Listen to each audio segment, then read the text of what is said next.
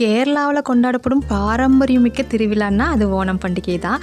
சாதி மத வேறுபாடு எதுவுமே இல்லாமல் மக்கள் அத்தனை பேராலும் கொண்டாடப்படும் இந்த பண்டிகை கேரளா மட்டும் இல்லை, இப்போ தமிழ்நாட்டிலும் அந்த பண்டிகை கொண்டாடுறாங்க. ஒவ்வொரு வருஷமும் பார்த்திங்கன்னா ஆவணி மாத திருவோண நட்சத்திரத்தில் இந்த ஓணம் பண்டிகை கொண்டாடுறோம். பண்டிகையை கேரளாவோட அறுவடை திருவிழான்னு சொல்லுவாங்க. மகாபலி சக்கரவர்த்தி நினைவாகத்தான் இந்த ஓணம் பண்டிகை கொண்டாடப்படுகிறது. அன்னைக்கு ஒவ்வொரு வீட்டுக்குமே அவர் கண்டிப்பாக வருவார் அப்படிங்கிறது ஐதீகம். ஓணம் பண்டிகை ஆவணி மாதம் அஸ்தம் நட்சத்திரத்தில் தொடங்கி திருவோண நட்சத்திரம் வரைக்கும் அந்த 10 நாட்கள் கொண்டாடுவாங்க. ஓணம் பண்டிகையின் போது கேரளாவில் தயார் செய்யப்படுற அந்த ஓண விருந்து ஓண சத்தியான்னு சொல்லுவாங்க.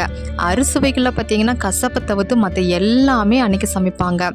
அரிசி சாதம், பருப்பு, நெய், சாம்பார், ரசம், மோர், அவியல், பச்சடி, அப்பளம், சீரை, ஊறுகாய் அப்படின்னு நிறைய உணவுகள் இருக்கும். அதில் பார்த்திங்கன்னா தரையில் உட்காந்து தலவாழை இலை போட்டு தான் சாப்பிடுவாங்க. அது ஒரு வழக்கமாக வச்சுருக்காங்க. ஓணம் பண்டிகையின் போது கேரளாவில் திரும்புகிற இடமெல்லாம் பார்த்திங்கன்னா இறை வழிபாடாக இருக்கும். ஆட்டம் பாட்டம் கொண்டாட்டமாக ஒரு திருவிழா கோலமாக இருக்கும். என்ன தான் சொல்லுங்களேன், உண்மையாகவே கேரளாங்கிறது கடவுளோட இருப்பிடம்தான்.